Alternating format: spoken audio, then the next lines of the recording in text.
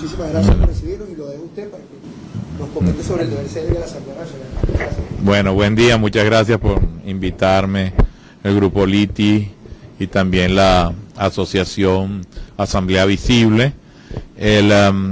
Entiendo que el sentido es tratar de visualizar lo que es la idea de asamblea como cuerpo legislativo y entender primero la realidad actual y sobre ese análisis de la realidad actual tratar de aterrizar un poco y pensar cuál es el futuro de la institución.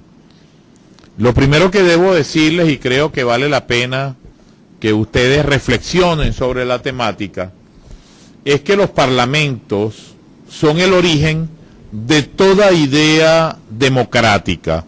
Es decir, hay una coincidencia entre el nacimiento de los parlamentos y la reflexión sobre lo que es la democracia.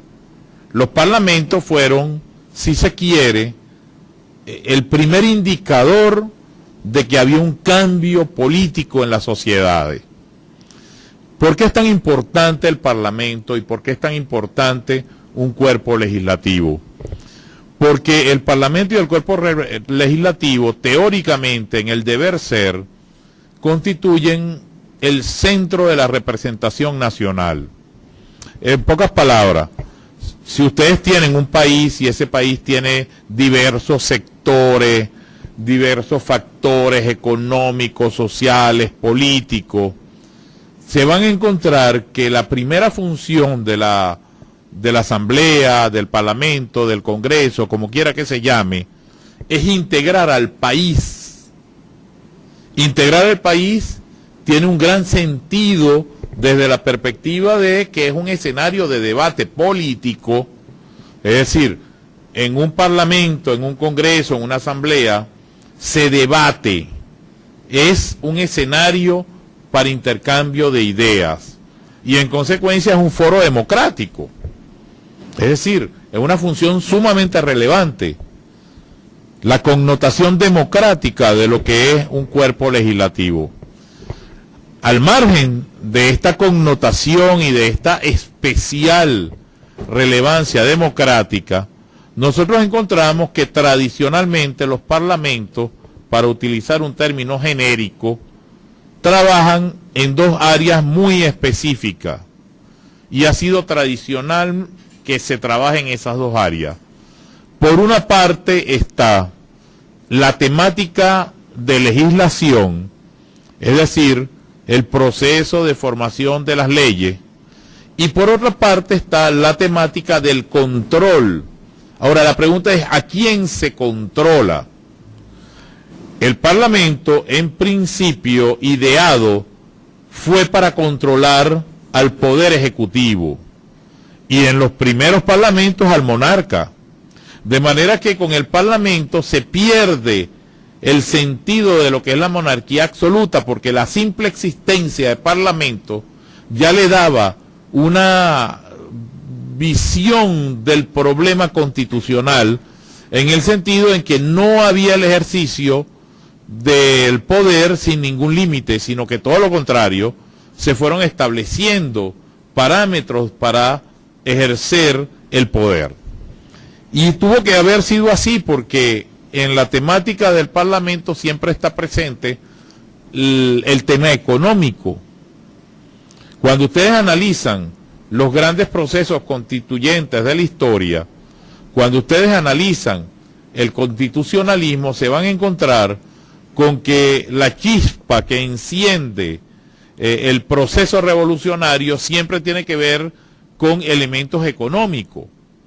Por ejemplo, en Inglaterra, la Carta Magna se suscribe por el interés de limitar el poder que tenía el monarca de establecer tributos sin ningún control.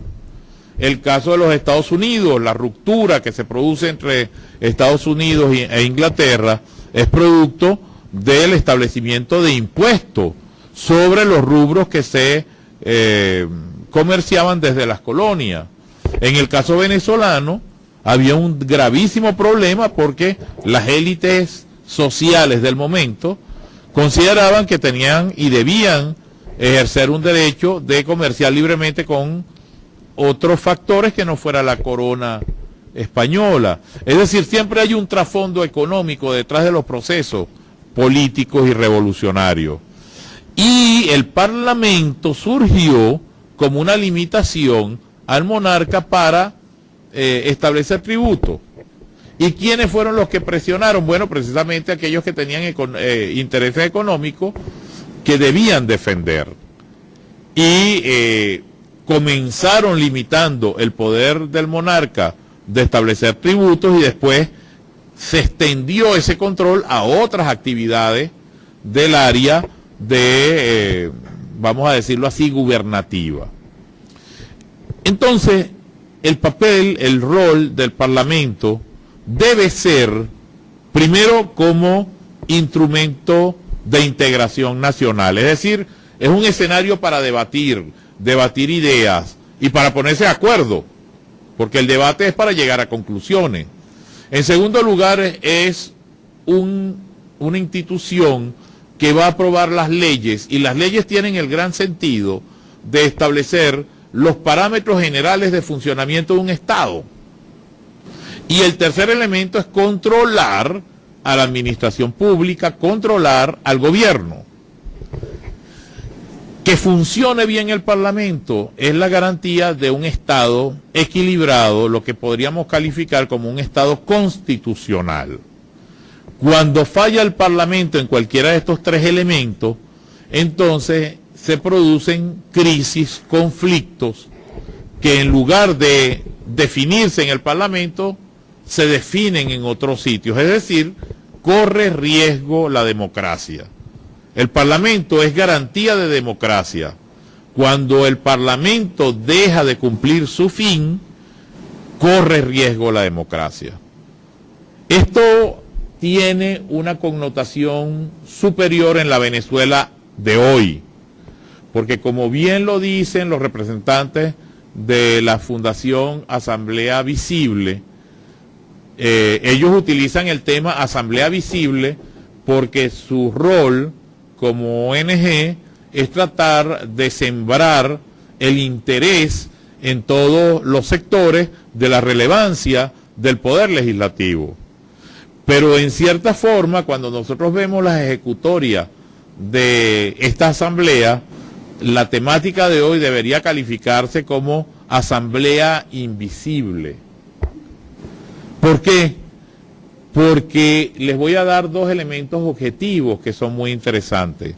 Primer elemento objetivo: el Parlamento desde hace más de una década le ha delegado al presidente de la República la función parlamentaria legiferante en sentido amplio, a través de leyes habilitantes.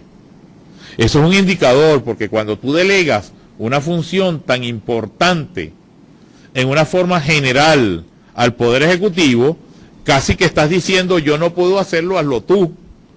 Yo no tengo los recursos, ni los instrumentos, ni la capacidad de hacerlo, hazlo tú. Primer tema.